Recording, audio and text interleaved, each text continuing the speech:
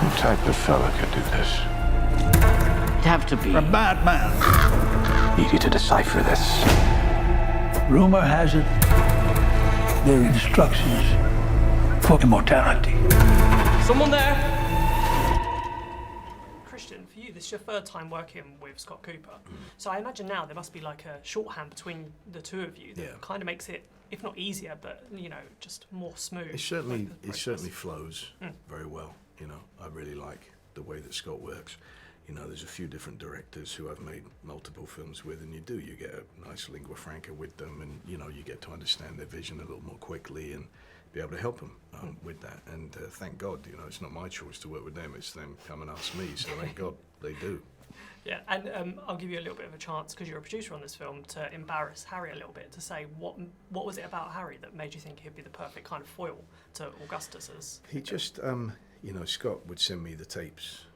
Different actors were generous enough to send to us, and we were watching and discussing. And then when I saw Harry's, never been very good at auditions myself. I was never able to access anything remotely interesting in an audition, and God knows why anybody ever cast me. But Harry was really accessing something really fascinating, and I watched it a number of times. And I was picturing him, in the 1830s, and called Scott and went, "Am I right? That's it. It's him, isn't it?" And Scott went, "Yep." And he totally agreed. And so we went, "Oh, that's it." And from that second on, that was all I could picture. Was always Harry's face as Poe. Harry, can you remember what it was that you did that so well? No idea. I mean, you get sent through a fantastic script. You put yourself down on tape, so you do a few scenes, and you just, it's just instinctively what you think you might be able to offer to something, and you can't really think beyond that. So I just put down what I felt he could be, and I'm so thankful that it was responded to, really. For both of your characters, you do have these kind of hidden sides to both of them. So was that fascinating to play with on set, to realise just how much to give away in your performance for the earlier scenes? Well, I think probably the trajectory of that double whammy is bigger for Lucy because of the extent of her presence in the film. There's, Mrs. Marquis only really gets a few opportunities to show aspects of herself, and it's, she's full on, and I think that. I'm not sure whether the explosions that she has necessarily can be read any differently than how she presents them, other than is it real or is it trying to change the subject in a way? Are we getting too close to something that doesn't that she doesn't want to be discussed? Yeah. But yeah, I actually can't wait to see it again, to watch what everybody was doing. To watch for the breadcrumbs. Yeah. And I think it's such a rare opportunity as an actor to actually get to be that technical about first watch, second watch differences, and kind of, as Scott keeps saying, kind of dropping the breadcrumbs throughout.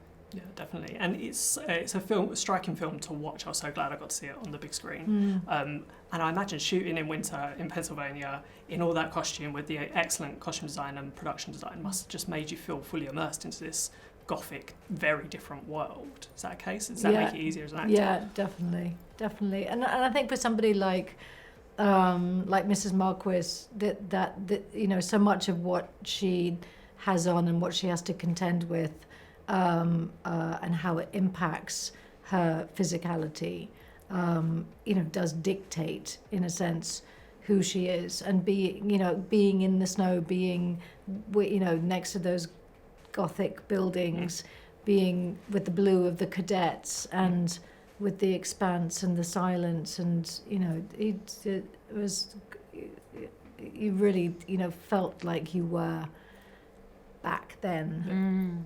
This obviously isn't a real story, but you are playing a real life person, even if we don't necessarily know too much about Edgar Allan Poe's earlier life.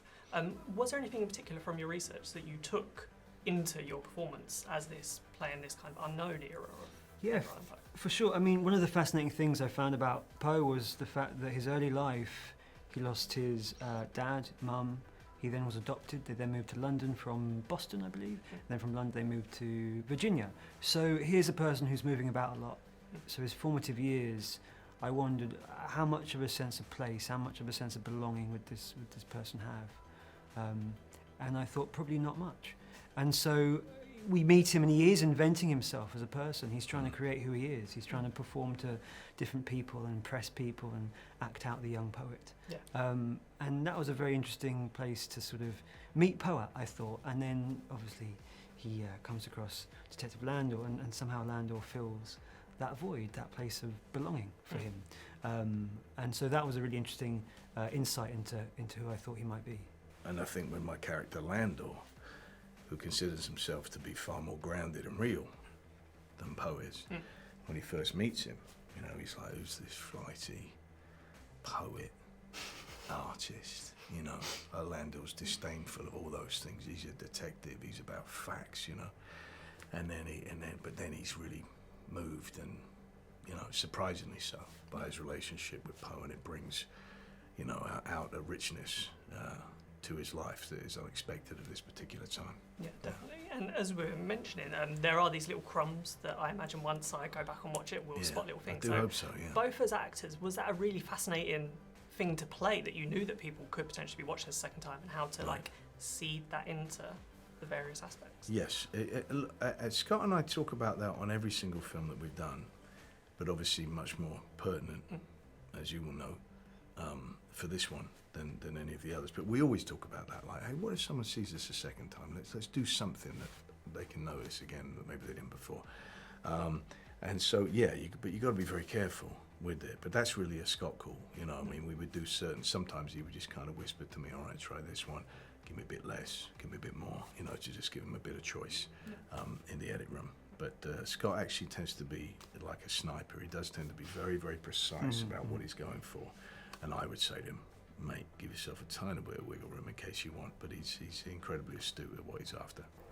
Yeah, and Lucy, after you've been in a couple of music-based films like Bohemian Rhapsody and the brilliant Sing Street, which is still one of my favourites, you actually get to play a piano in this. You actually do a bit of music. Is that all your own work, or a stunt work, a little stand-in? Yeah.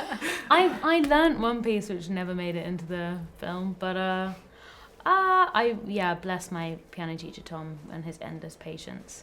That was a mission. But I mean, I really loved the music that she played. It was such beautiful, melancholy songs. So I'm glad that they used a backing track for that. You can bring it out as a party piece in future. You never know. Yeah, exactly. I can sell it. Yeah. I feel like that's enough.